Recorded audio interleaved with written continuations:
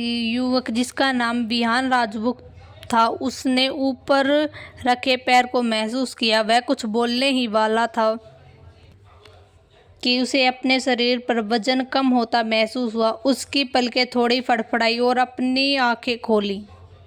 उसकी आंखों के सामने एक सुंदर लड़की थी जिसकी आंखों में गहरी चिंता की झलक थी। वामिका, क्या तुम ठीक हो? क्या तुम चाहते हो कि मैं तुम्हारे लिए एम्बुलेंस बुलाऊं?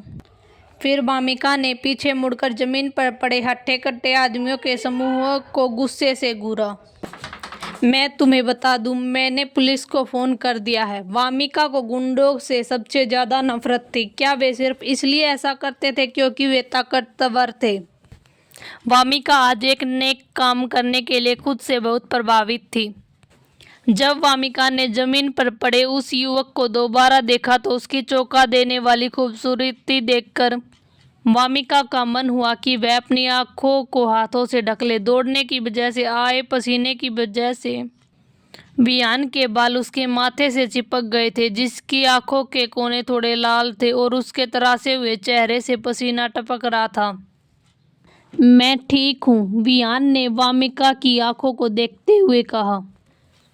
जब विहान की आंखों ने उसे घूरा तो वामिका का दिल तेजी से धड़कने लगा। उसने मन ही मन खुद को डांटा। आखिर वह इतने सालों से मनोरंजन उद्योग में थी तो वह एक सुंदर आदमी के झांसे में इतनी आसानी से कैसे आ सकती थी। लेकिन उसे यह मानना पड़ा कि उसके सामने खड़ा आदमी वाकई बहुत सुंदर था। वह मनोरंजन जगत के एक नंबर अभिनेता से भी कई ज्यादा हैंडसम। मिस, आपको गलतफहमी हुई है, हम वो नहीं है, आप पास खड़े खट्टे खट्टे आदमी ने कहा। वे बस अभी नाटक कर रहे थे। हालांकि उनकी हिम्मत जोर से चिल्लाने की नहीं हुई और वह वामिका को विस्मय से देखने लगा। यह पहली बार था जब उसने किसी लड़की को देखा था जो अकेले ही इतने सारे पुरुषों को हरा सकती थी, जबकि वह दिखने में इतनी नाजुक थी। वामिका ने उन आदमियों की ओर देखा, फिर जमीन पर पड़े विहान की ओर। उसने गुस्से में कहा, कैसी गलतफहमी? अगर कोई गलतफहमी है तो पुलिस को बताना। वे हट्टे कट्टे आदमी एक पल के लिए खामोश हो गए। वामिका ने बदकिस्मत आदमियों के समूह को नजरअंदाज किया और विहान को उठाने में के लिए अपना हाथ बढ़ाया। वह उसके सामने ऐसे खड़ी होगी जैसे वह किसी बच्चे की रक्षा कर रही हो। विहान ने देखा कि उसके सामने खड़ी लड़की उसे चिंता भरी नजरों से देख रही है। उसका चेहरा गुस्से से थोड़ा लाल हो गया था, जिसने उसके स्वाभाविक रूप से पीले चेहरे पर थोड़ी रंगत भर दी। विहान अपनी हंसी नहीं रोक पाया। उन हट्टे कट्टे आदमियों में से एक ने सफाई देने के लिए अपना मुंह खोला। क्या तुम लोग यहाँ से दफा नहीं हो जाओगे? विहान ने गुस्से भरे लहजे में उनकी बात काट दी। इस बात का फायदा उठाते हुए कि वामिका की पीठ उनकी तरफ थी, उसने उन आदमियों को एक इशारा किया। हालांकि उन आदमियों को यह समझ नहीं आया कि उन्हें सफाई देने की अनुमति क्यों नहीं दी जा रही। फिर भी वे आज्ञाकारी रूप से वहां से चले गए। वामिका उनका पीछा करना चाहती थी, लेकिन उसे एक ठंडे हाथ ने रोक दिया। वह उलझन में थी और मुड़कर उस युवक को घूरने लगी। वामिका की हिरनी जैसी आंखों को देखकर विहान के दिल में हलचल होने लगी। उसने खांसते हुए कहा, उनका पीछा करने की जरूरत नहीं है, लेकिन अगर वे भविष्य में फिर से तुम्हें परेशान करेंगे तो? वामिका को लगा कि चीजें थोड़ी मुश्किल है, क्योंकि वह इस हैंडसम आदमी की हमेशा रक्षा नहीं कर सकती थी। विहान ने अपनी बोहे सिकोड़ी। क्या तुम मुझे नहीं जानती? वामिका ने मन ही मन सोचा। ओ नहीं, यह वह आदमी इस शरीर की असली मालकिन का कोई जान पहचान वाला है। तभी उसे विचार आया, उसके सिर पर चोट लगी थी तो क्यों न वह कह दे कि उसकी याददाश्त चली गई है। विहान ने देखा कि कैसे वामिका की आंखें यहाँ वहाँ दौड़ रही थी, फिर अचानक चमक उठी। यह देखकर वह अपनी हंसी नहीं रोक पाया।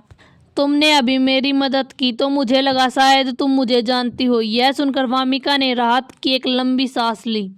जब उसने दोबारा देखा तो संयम वापस पा चुकी थी और उसके होठों पर एक बड़ी सी मुस्कान थी। इसमें कौन सी बड़ी बात है, मैं तो बस एक नेक इंसान होने का फर्ज निभा रही थी। इतना कहने के बाद वो खुद को नहीं रोक पाई और उसने उस हैंडसम आदमी के कंधे को थपथपा दिया। विहान को अपने कंधे पर हाथ रखे घूरने लगा। वामिका ने झटपट अपना हाथ हटा लिया। मुझे माफ करना, उसे इस दुनिया में आए अभी एक ही दिन हुआ था और उसने अभी तक इस जगह को असली दुनिया नहीं माना था। उसे लग रहा था कि जिन लोगों के संपर्क में आ रही है वे अभी भी किताबों के काल्पनिक पात्र हैं। उसे यह सब कुछ नया और अनोखा सा लग रहा था। ऐसा लग रहा था भविष्य में उसे और अधिक सावधान रहना पड़ेगा। अभी तुम्हें चोट तो नहीं लगी है ना? जैसे ही वामिका ने अपना हाथ हटाया, वियान के चेहरे के भाव थोड़े गंभीर हो गए। मैं ठीक हूँ, वामिका ने अपना हाथ हवा में लहराते हुए कहा। यह देखते हुए कि उसे अपनी कोई परवाह नहीं थी, वियान राजपूत ने उत्सुकता से पूछा, क्या तुमने पहले कभी मार्शल आर्ट सीखी है? वामिका दंग रह गई। अपने पिछले जीवन में बचपन में अपराधियों द्वारा अपहरण करने की कोशिश किए जाने के बाद उसके माता पिता ने उसे मार्शल आर्ट्स सीखने के लिए भेजा था। बाद में जब उसने फिल्मों की शूटिंग की तो उसने तलवारबाजी और घुड़सवारी भी सीखी। यहाँ तक कि जब वह कड़ाके की ठंड में पानी के भीतर शूटिंग करती थी तब भी उसे कभी डबल की जरूरत नहीं पड़ी। इसी वजह से उसे मनोरंजन जगत की आखिरी महिला योद्धा कहा जाता था। उसका मैनेजर कई बार इस बात को लेकर उसकी चिंता भी करता था। वामिका को उम्मीद नहीं थी कि वियान उससे यह सवाल पूछेगा। मैंने बचपन में मार्शल आर्ट सीखे थे। जब वियान सोच समझकर वामिका को घूरने लगे तो वामिका थोड़ा असहज महसूस करने लगी। उसने जल्दी से कहा, मेरे बारे में बात मत करो। भविष्य में आप क्या करने वाले हो? क्या वे लोग आपको फिर से ढूंढेंगे? वियान ने अपने होठ सिकोड़े और कुछ विचार करने के बाद जवाब दिया, मुझे नहीं पता, लेकिन आप चिंता मत करो, मैं अपनी सुरक्षा के लिए किसी को तैनात कर लूँगा। इतना कहकर उसने सिर उठाया और वामिका की ओर देखकर मुस्कुराया। वामिका उस मुस्कान को देखकर मंत्रमुग्ध हो गई। यह आदमी बहुत ज़्यादा हैंडसम है। वह खुद को हकलाने से नहीं रोक पाई। यह तो अच्छी बात है। यह देखकर वह आदमी अभी भी बिना हिले डुले उसे ही देख रहा है। वामिका ने अपना सिर खुजाया। खैर, चूंकि आप ठीक हैं तो अब मैं चलती हूँ। ऐसा कहते हुए उसने अपने पीछे की सड़क की ओर इशारा किया। जब वियान ने देखा कि उसके सामने खड़ी लड़की थोड़ी घबराई हुई और परेशान है तो वह मुस्कुराए बिना नहीं रह सका। ठीक है, वापस जाते समय सावधानी बरतना। आज तुम्हारी मदद के लिए शुक्रिया। वह वहीं खड़े होकर लड़की को जाते हुए देखते रहे। हालांकि वह अभी 2 कदम ही चली थी, वापस मुड़ी, फिर उसके सामने आकर खड़ी हो गई। वामिका ने अपनी मुठ्ठियां बींची और उन्हें अपने होठों के पास रखा। फिर उन्होंने हल्का सा खांसा और उसका चेहरा शर्म से लाल हो गया। जब उसने कहा, अगर आपको बुरा ना लगे तो आप मेरा फ़ोन नंबर ले लें। अगर भविष्य में आपको किसी मदद की ज़रूरत हो तो आप मुझे सीधे कॉल कर सकते हैं। लेकिन गलत मत समझना, मैं आपको लुक्स या किसी और वजह से आपका नंबर नहीं मांग रही। मुझे बस डर है कहीं वे लोग आपको दोबारा परेशान न करें। वियान ने उस लड़की की ओर देखा जो सिर झुकाए बड़ी गंभीरता से उसे अपनी बात समझा रही थी। उसके कानों के किनारे शर्म से लाल हो गए, मानो वह सचमुच यह साबित करना चाहती हो कि वह सिर्फ इसलिए डर रही थी कहीं उसे दोबारा परेशान न किया जाए। वियान अपनी हंसी नहीं रोक सके। वामिका उन अफवाहों से काफ़ी अलग थी जो उसके बारे में मशहूर थी। जब वामिका की सफाई के बीच में वियान की हंसी गूंजी तो उसका चेहरा और भी लाल हो गया और उसे हैरानी से वियान की ओर देखा। यह पहली बार था कि उसने किसी से फ़ोन नंबर मांगा। क्या वह अभी नंबर मांगने के लिए मजाक उड़ा रहे थे? माना कि वह वास्तव में उनके लुक्स पर फिदा थी। उसके लुक्स पर फिदा थी, लेकिन उसका असली इरादा सिर्फ इस बेचारे हैंडसम आदमी को बचाना था। अब मैं चलती हूँ। वामिका खुद को गुस्सा महसूस करने से नहीं रोक पाई। वह अभी 2 कदम ही चली थी कि उसे महसूस हुआ कि कोई उसकी आस्तीन खींच रहा। वह मुड़ी और उलझन से उनकी ओर देखा। वियान नीचे झुके हुए जमीन पर पड़ा पाइनएप्पल जूस और सैंडविच उठाया। माफ करना, इस पर पैर पड़ गया था, मैं इसकी भरपाई कर दूंगा। वामिका दंग रह गई। जरूरत नहीं है, मैं इसकी भरपाई करूंगा, वियान ने जिद करते हुए कहा। अगली बार जब हम मिलेंगे। वामिका अवाक रह गई। एक दूसरे के फ़ोन नंबर के बिना इतने बड़े शहर में दोबारा मिलने की संभावना पृथ्वी से धूमकेतु टकराने की संभावना से भी कम थी। हालांकि वह मन ही मन सोच रही थी, फिर वह भी मुस्कुराई और बोली, ठीक है, मैं आपका पाइनएप्पल जूस का इंतजार करूंगी। इतना कहकर वह मुड़ी और वहां से चली गई। जैसे ही वह लड़की दूर ओझल हुई, विहान उसे जाते हुए देख थोड़ा हैरान रह गया। वह ऐसी लग रही थी जैसे वह सचमुच उन्हें नहीं जानती। तभी सड़क किनारे एक काली वैन आकर रुकी। दरवाजा धीरे से खुलने के बाद अंदर से एक व्यक्ति हड़बड़ी में बाहर निकला। क्या आप ठीक है? उसने कहा था कि यहाँ उन अभी एक भयानक लड़की थी। क्या आपको चोट लगी? क्या वह विहान के पास आया और उसके शरीर की जांच करने लगा। विहान ने बेबसी से उनकी ओर देखा। बकवास मत करो, इतना कहकर वह झुककर उस बड़ी वैन के अंदर चले गए। वह आदमी जिसका नाम विशाल था, वह भी घबराहट में उसके पीछे पीछे गया। आखिर विहान राजपूत कौन था? वह सुंदर, प्रतिभाशाली और बुद्धिमान थे। 25 साल की उम्र में उन्होंने देश विदेश में हर तरह के सर्वश्रेष्ठ अभिनेता के पुरस्कार जीते थे। उनके प्रशंसक उन्हें शाश्वत सम्राट कहते थे और कभी भी किसी महिला सेलिब्रिटी के साथ उनका कोई स्कैंडल नहीं रहा था।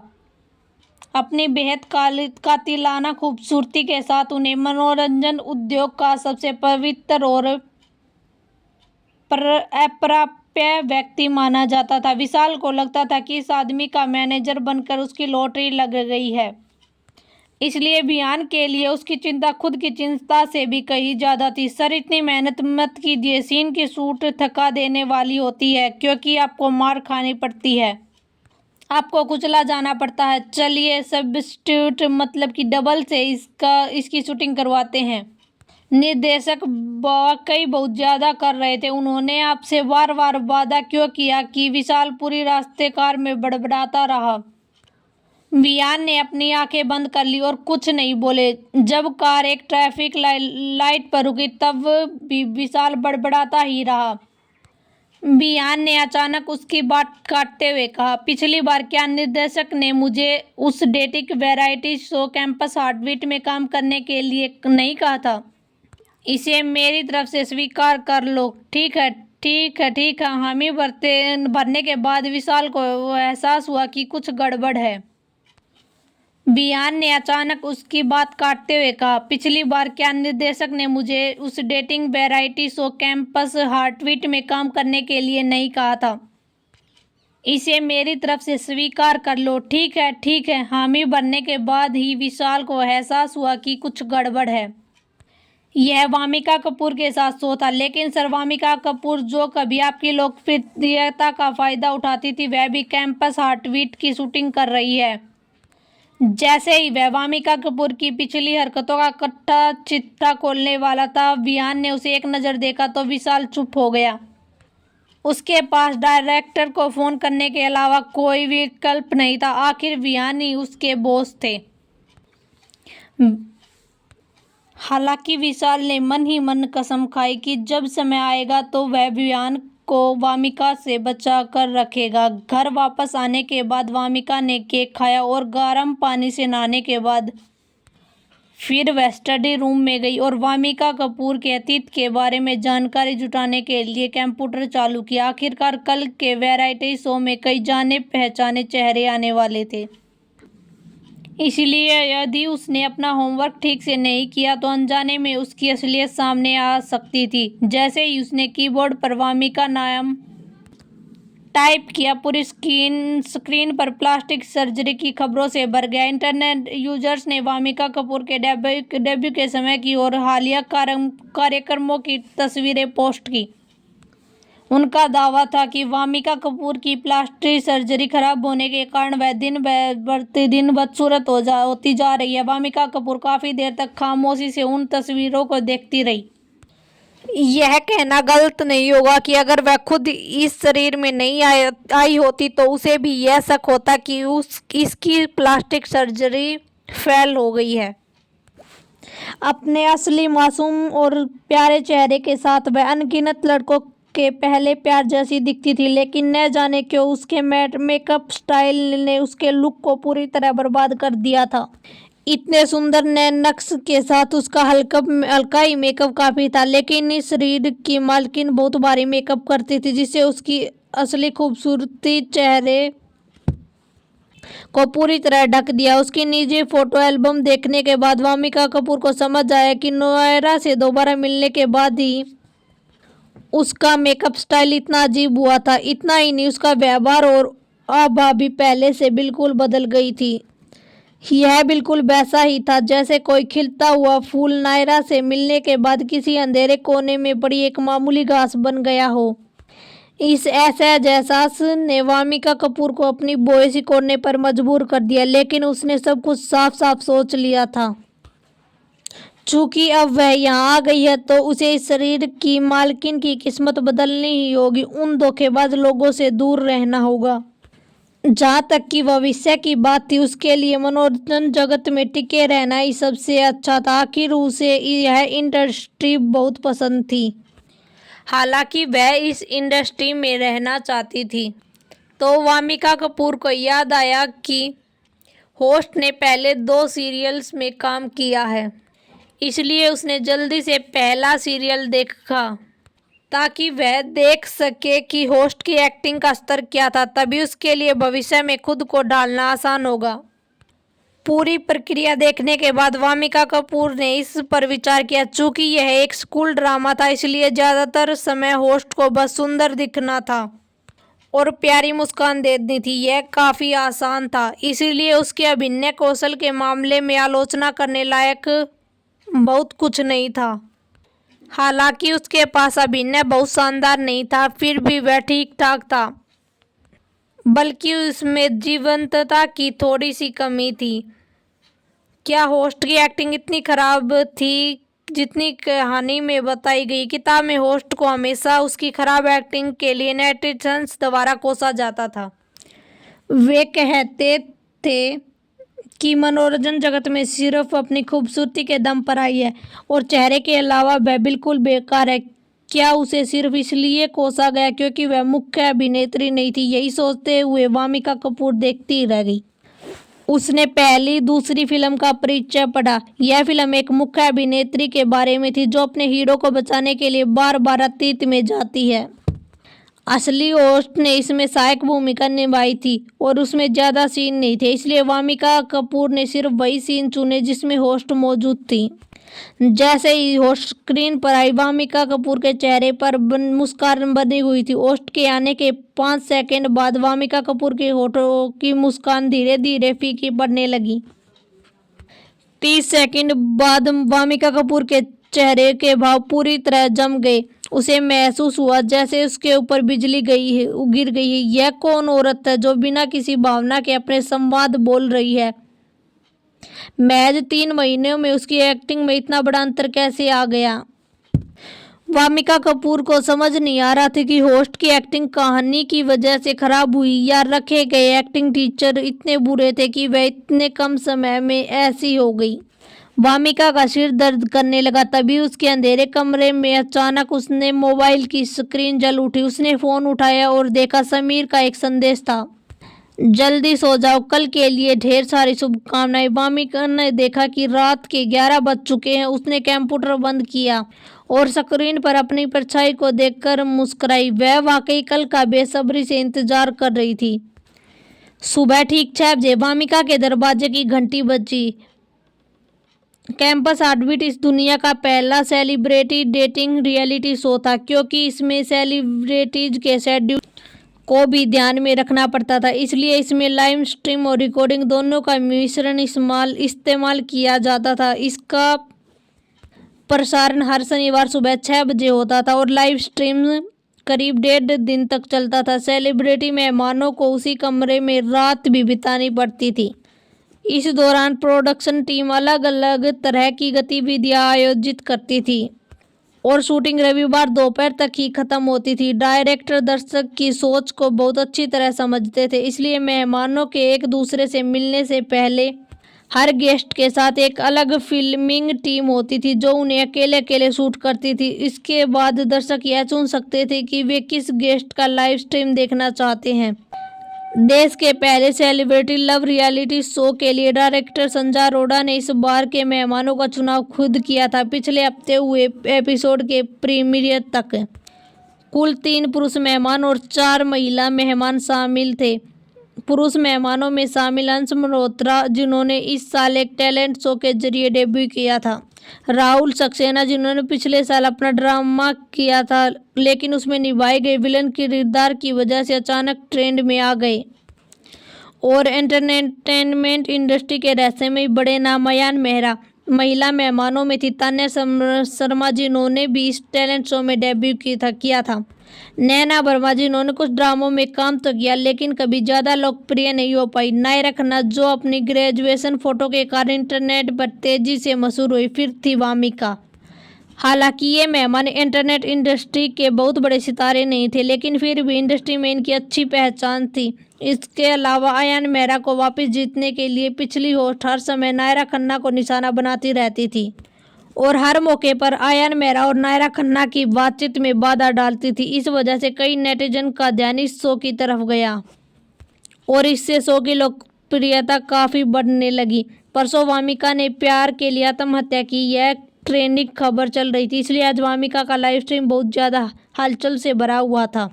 कई नेटिजन्स, वामिका से नफरत करने वाले लोग काफ़ी देर से लाइव स्ट्रीम में इंतजार कर रहे थे। वे तैयार थे कि जैसे ही वामिका दिखाई दे वे तुरंत उसे भला बुरा कहना शुरू कर दे। बैक स्टेज पर में बैठे डायरेक्टर अरोड़ा ने जब वामिका के लाइव स्ट्रीम में बढ़ती दर्शकों की संख्या देखी तो सोचते हुए अपनी ठोड़ी सहलाई। अरे यह कैसे हो सकता है? वामिका के लाइव स्ट्रीम को देखने वालों की संख्या अंश मल्होत्रा के बाद दूसरे नंबर की है। इतने सारे लोग उसे डांटने के लिए आए हैं। तुम लोग उस चालाक औरत को देखने क्यों आए हो? सब लोग जाओ और नायरा खन्ना को देखो, वह तो बिना मेकअप के लिए कितनी प्यारी लगती है।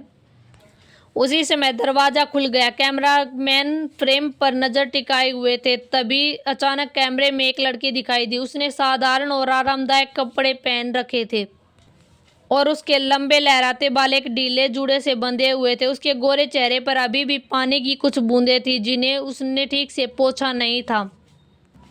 कुछ बिखरी हुई लटें उसके चेहरे को और नाजुक और गोरा बना रही थी। उसकी हिरनी जैसी आंखें, बड़ी आंखें कैमरे को लगातार देख रही थी, लेकिन वह जल्दी ही खुद को संभाल गई। वामिका हमेशा से स्वस्थ दिनचर्या अपनाती थी। वह आज भी जल्दी उठकर चेहरा धोने और व्यायाम करने की तैयारी कर रही थी, लेकिन किसी ने उसे यह क्यों नहीं बताया कि प्रोडक्शन टीम इतनी सुबह शूटिंग के लिए आ जाएगी। जब वामिका अभी भी थोड़ी हैरान थी, तभी कमेंट सेक्शन में धमाका हो गया। हे भगवान, यह खूबसूरत लड़की कहाँ से आ गई? क्या आप एंटरटेनमेंट इंडस्ट्री में आने के बारे में सोचेंगे? क्या आप लोग कैंपस हार्टबीट की फिल्मिंग टीम से हैं? वामिका ने पूछा। कैमरामैन थोड़ा हैरान रह गया। कई सालों से एंटरटेनमेंट इंडस्ट्री में काम कर रहा था। उसने कई खूबसूरत महिलाओं की शूटिंग की थी, लेकिन उसके सामने खड़ी यह लड़की उसे आश्चर्य से सांस लेने से रोकने से मजबूर कर रही थी। डायरेक्टर ने ईयरपीस के जरिए उसे टोका, तब जाकर वह होश में आए। हाँ, क्या मिस वामिका घर पर हैं? वामिका ने उसे कुछ पल देखा, फिर उसके होठों के कोने हल्के से ऊपर उठे और वह मीठी मुस्कान के साथ बोली, मैं ही हूँ। उसे पहले ही पता था, उसे पूरा यकीन था कि लोग उसकी खूबसूरती देखकर जरूर चौंक जाएंगे। पहली बार जब उसने होस्ट को भारी मेकअप देखा था तो वह खुद भी हैरान रह गई थी। क्या मैंने गलत सुना है? वह सच में वामिका है? मुझे तो विश्वास ही नहीं हो रहा। अगर सच में वामिका है तो मैं उसे उल्टा खड़े होकर अपना बाल धो लूँगा। अगर तुम लोगों को विश्वास नहीं है तो वामिका के सोशल मीडिया पर जाकर उसकी सेल्फी देख लो, वह हमेशा ऐसी ही दिखती है। वामिका के फैंस लगातार सबको समझा रहे थे कि वामिका की बस मेकअप स्टाइल की समझ थोड़ी कम है, लेकिन दुर्भाग्य से लाइव स्ट्रीम देखने वाले लोग बहुत ज़्यादा थे। कमेंट्स की रफ्तार उफनती नदी की तरह तेज थी और फैंस के कुछ संदेश पल भर में ही कमेंट की भीड़ में दबकर गायब हो जाते। जब वामिका ने देखा कि कैमरामैन अभी भी थोड़ा हक्का बक्का खड़ा है तो वह कैमरे के थोड़ा करीब आई और कुछ देर तक ध्यान से देखने लगी। फिर उसने ऊपर देखा, पूछा, क्या लाइव स्ट्रीम शुरू हो चुका है? कैमरामैन को होश आया और उसने जल्दी से सिर हिलाकर हाँ में जवाब दिया। वामिका ने कैमरे की तरफ हाथ हिलाया और कहा, हेलो सबको नमस्ते, मैं हूँ वामिका, मैं जल्दी से कपड़े बदलकर अभी वापस आती हूँ। यह कहकर उसने फिल्मिंग टीम की ओर इशारा किया और अपने कमरे में वापस चली गई और कमेंट फिर से शुरू हो गए। क्या वामिका अब नेचुरल ब्यूटी बन गई है? क्या उसने हाल ही में फिर से प्लास्टिक सर्जरी करवाई? हे भगवान, वामिका तो इतनी खूबसूरत है, मैं तो उससे प्यार ही कर बैठा। वामिका ने कैमरे की तरफ हाथ हिलाए और कहा, हेलो सबको नमस्ते, मैं वामिका, मैं जल्दी से कपड़े बदल कर आती हूँ। यह कहकर अपनी फिल्मिंग टीम की ओर इशारा किया और कमरे में चली गई। कमेंट सेक्शन में मानो तूफान मचा हुआ था। कपड़े बदलने के बाद वामिका एक बड़ा सा सूटकेस लेकर कमरे से बाहर आई। वामिका, चलो चलते हैं। जैसे ही वामिका लिफ्ट की ओर बढ़ी, शूटिंग टीम जल्दी से बोली, मिस कपूर, अब हम आए हैं तभी लिफ्ट शायद खराब हो गई है। वामिका ने शक भरी नजरों से फोटोग्राफर और उनके बड़े बड़े कैमरों के उपकरणों को देखा। और फिर आप लोग अभी ऊपर कैसे आए? मुख्य फोटोग्राफर को अचानक बुरा अंदेशा हुआ। अगर डायरेक्टर अरोड़ा ने ईयरपीस में यह न कहा होता क्योंकि वामिका का लाइव स्ट्रीम अभी बहुत ज़्यादा पॉपुलर हो गया था, हमें ज़्यादा ध्यान खींचने के लिए कुछ नाटक करना पड़ेगा, तो वह झूठ बिल्कुल न बोलता। हम लोग जब ऊपर आए उसके बाद ही लिफ्ट खराब हो गई। यह कहते समय खुद फोटोग्राफर भी अपनी बात पर विश्वास नहीं हो रहा था। ओ, वामिका समझने वाले अंदाज में बोली, ठीक है फिर हम सीढ़ियों से चलते हैं। वामिका थोड़ी देर बाद जरूर कहेगी कि वह सामान नहीं उठा सकती। हम कितनी चालाक औरत है। प्रोडक्शन टीम सच में मुसीबत खड़ी करने में माहिर है। मुझे ये सब पसंद है। जैसे ही नेटिशंस और शूटिंग टीम वामिका को हार मानते देखने का इंतजार कर रहे थे, वामिका ने एक हाथ से अपना सूटकेस उठाया और आगे चल पड़ी। वह तेजी से चल रही थी, बिना रुके। बेचारी शूटिंग टीम को उसके पीछे पीछे भारी कैमरा उपकरण लेकर भागना पड़ रहा था। कुछ ही देर में उनकी सांसें फूलने लगी। वामिका इतनी खूबसूरत और ताकतवर कैसे है? उसने जरूर सूटकेस में जरूर कुछ नहीं रखा होगा। बाकी मेहमान के लाइव स्ट्रीम की तुलना में वामिका का लाइव स्ट्रीम कई ज़्यादा मज़ेदार और जीवंत था। एक के बाद एक सरप्राइज सामने आ रहे थे और लोगों का ध्यान खींच रहे थे। कुछ ही समय में वामिका की लोकप्रियता मशहूर आइडल अंश मल्होत्रा से भी आगे निकल गई। बैक स्टेज बैठकर देख रहे डायरेक्टर अरोड़ा को यान मेहरा की वह खास परवाह याद आई कि जो वह वामिका के लिए दिखा रहा था। उन्होंने वॉकी टाकी उठाया और शूटिंग टीम से कुछ कहा। एक स्टाफ मेंबर शूटिंग टीम के पीछे भीड़ को चीरते हुए वामिका के पास आया और बोला, मिस कपूर, मुझे आपकी मदद करने दीजिए। वामिका थोड़ी हैरान हो गई। वह आदमी तो उससे भी ज्यादा थका हुआ लग रहा था। वामिका ने वॉइस घुटते हुए कहा, पक्का आप कर सकते हैं? यह देखकर कि वामिका उसे सूटकेस उठाने नहीं देना चाहती, स्टाफ को लगा कि जरूर इसमें कुछ गड़बड़ है, इसलिए उसने कहा, इसे नीचे रख दीजिए मिस कपूर, मैं अक्सर वर्कआउट करता हूँ। वामिका ने कंधे उचकाए, कहा, ठीक है फिर। यह देखकर कि आखिरकार वामिका मान गई है, स्टाफ मुस्कुराते हुए जमीन पर रखा सूटकेस उठाने लगा। पहली बार में वह उसे नहीं उठा पाई। उसके चेहरे की मुस्कान थोड़ी जम गई और वह अंदर ही अंदर हैरान हो गया। अभी उसने ताकत कम नहीं लगाई थी, यह बॉक्स सच में बहुत ज्यादा भारी था। दूसरी बार उसने पूरी ताकत लगा दी और आखिरकार सूटकेस उठा लिया, लेकिन वह सिर्फ 2 ही कदम चला था, सूटकेस फिर से जमीन पर गिर गया। एक पल के लिए माहौल थोड़ा अजीब हो गया। हा, माफ कीजिए मिस कपूर, लगता है मेरी फिटनेस अभी अच्छी नहीं है। उसने सिर खुजाते हुए माहौल हल्का करने के लिए आवाज लगाई, अरे राजीव, जरा मेरी मदद करो। राजीव भीड़ को चीरते हुए फोटोग्राफी टीम से बाहर आया। सूटकेस की तरफ बढ़ते हुए उसके चेहरे पर हल्की सी तिरस्कार भरी मुस्कान थी, लेकिन जैसे ही उसने सूटकेस उठाने की कोशिश की, उसकी मुस्कान गायब हो गई, क्योंकि उसे एहसास हुआ कि वह भी इसे नहीं उठा पा रहा था। वह मुड़ा और अपने कुछ ताकतवर साथियों को बुला लाया। अगर वामिका इसे उठा सकती है तो वे क्यों नहीं उठा सकते?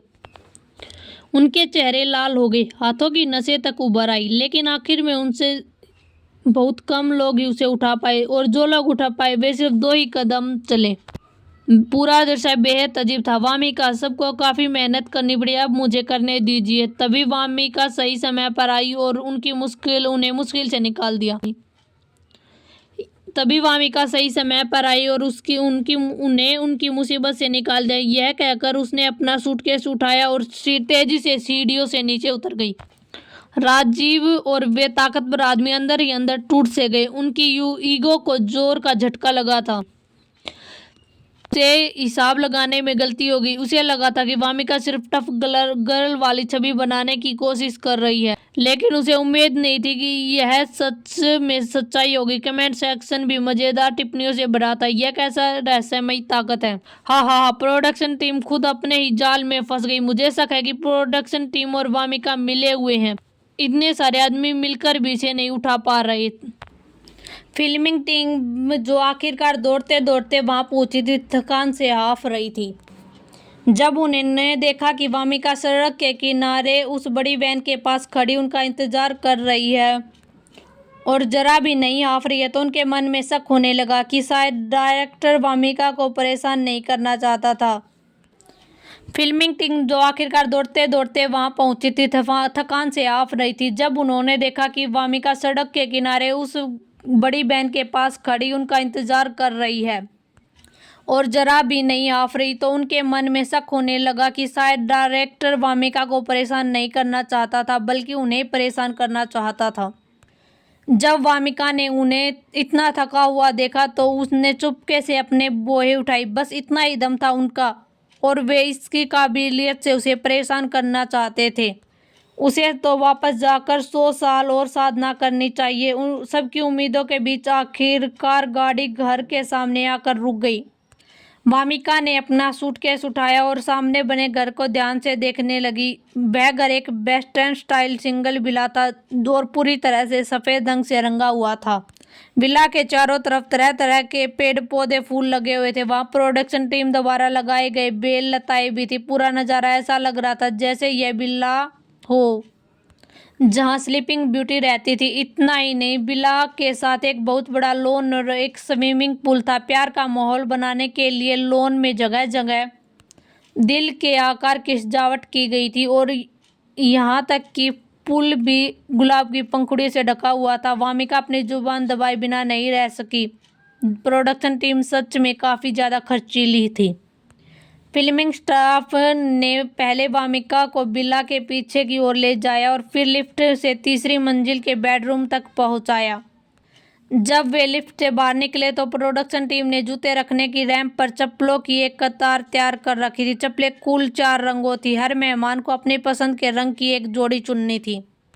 फिलहाल वहाँ केवल एक जोड़ी की सफ़ेद चप्पलें बची थी, जिससे लगता था कि बाकी 3 महिला मेहमान पहले ही पहुँच चुकी थी। वामिका ने चप्पल पहनने के बाद अपना सूटकेस उठाया और बेडरूम की ओर चल पड़ी। पिछले एपिसोड में प्रोडक्शन टीम पहले और मेहमानों दर्शकों के बीच पूरे लेआउट के बारे में बता चुकी थी। पहली मंजिल पर लिविंग रूम और किचन था और साथ ही एक बहुत बड़ा हॉट स्प्रिंग भी था। दूसरी मंजिल पर जिम, सिनेमा और स्टडी रूम। तीसरी मंजिल मेहमानों के बेडरूम के लिए थी। पुरुष और महिला मेहमानों के लिए अलग अलग 2 बेडरूम थे। इनमें से एक कमरा थोड़ा बड़ा था, उसमें धूप अच्छी आती थी, जबकि दूसरे कमरे में ज़्यादा धूप नहीं आती थी। कमरे का बंटवारा एपिसोड के अनुसार किया गया था, इसलिए वामिका और तान्या को एक छोटा कमरा मिला था। बेडरूम का दरवाज़ा खोलने के बाद वामिका ने चारों तरफ नजरें दौड़ाई। दीवारें हल्के गुलाबी रंग से रंगी हुई थी और कमरे में 2 क्वीन साइज बेड रखे थे। मेहमानों की प्राइवेसी का ध्यान रखते हुए प्रोडक्शन टीम ने एक सफ़ेद पर्दा भी लगाया हुआ था। बिस्तरों के सामने 2 ड्रेसिंग टेबल रखे थे। उन पर स्पॉन्सर द्वारा दिए गए मेकअप बैग रखे हुए थे। क्योंकि प्रोडक्शन टीम मेकअप आर्टिस्ट नहीं ला सकती थी, इसलिए मेहमानों को अपना मेकअप खुद ही करना था। वामिका अपना सामान रखकर बाहर जाने ही वाली थी कि तभी बाथरूम का दरवाज़ा खुल गया। अचानक कमरे में किसी को देखकर तान्या चौंक गई। फिर अगले ही पल उसकी आंखें चमक उठी। उसके सामने खड़ी लड़की सच में बहुत खूबसूरत थी। वह साधारण कैजुअल कपड़ों में थी। उसके लंबे बाल थे। उसकी त्वचा करीम जैसी गोरी थी। उसकी बड़ी बड़ी आंखें उलझन भरे भाव से तान्या को देख रही थी और उसकी आंखों के कोनों पर एक छोटा सा तिल था। तान्या का दिल धड़क उठा। बहकलाते बोली, क्या आप वामिका है? वामिका ने एक नज़र में ही पहचान लिया कि वह लव वैरायटी शो की तीसरी महिला लीड थी। वह एक गर्ल ग्रुप की आइडल मेंबर थी। वह गाने और डांस में बहुत अच्छी थी, इसलिए उसके फैन उसे स्वीटी कहते थे। लड़की की 2 चोटियां उसके सीने के सामने लटक रही थी। उसने सफ़ेद रंग की छोटी बाजू वाली शर्ट और चेकदार नाइट पहनी हुई थी। उसकी बड़ी बड़ी आंखें थोड़ी घबराहट के साथ वामिका को देख रही थी। वामिका को याद आया कि किताब में बताया गया था कि तान्या थोड़ी बचकानी स्वभाव की है और मनोरंजन जगत में गिने चुने सच्चे दिल वालों में से एक मानी जाती है। उस समय भी जब बाकी लोग वामिका को निशाना बना रहे थे, तब भी उसने उसके प्रति कोई दुश्मनी नहीं दिखाई। इसके विपरीत जब वामिका के साथ दुर्घटना हुई, तब उसने सोशल मीडिया पर उसके लिए शोक व्यक्त किया। इसी वजह से वामिका इस लड़की के बारे में अच्छी राय रखती थी और वह उसके साथ अच्छा व्यवहार रखना चाहती थी। हाँ, मैं अभी अभी आई हूँ, तुम यहाँ काफ़ी देर से हो, है ना? जब तान्या ने यह मुस्कान देखी तो उसका दिल एक पल के लिए थम सा गया और उसका चेहरा हल्का सा लाल हो गया। नहीं, मैं अभी थोड़ी देर पहले ही आई हूँ और नीचे जाने से पहले कपड़े ठीक कर रही थी। क्या मैं इन दोनों की जोड़ी बना सकती हूँ? तान्या वामिका के सामने कितनी शर्मीली लग रही थी। सच में तान्या बहुत ही क्यूट है। तुम्हारी ड्रेस बहुत सुंदर है। वामिका ने तान्या की ड्रेस को प्रशंसा भरी नज़रों से देखते हुए कहा। सच में तान्या थोड़ी खुशी और चकित हो गई। उसके मन में वामिका की जो छवि थी वह भी पिछले सीजन वाली थी, जब वामिका बाकी मेहमानों को नज़रअंदाज करके सिर्फ अयान मेहरा पर ध्यान देती थी। उसकी एक्टिंग भी अच्छी नहीं थी। वह अक्सर दूसरों की लोकप्रियता का फ़ायदा उठाने की कोशिश करती थी, लेकिन अब उसे लग रहा था कि वर्तमान वाली वामिका कुछ अलग ही लग रही है।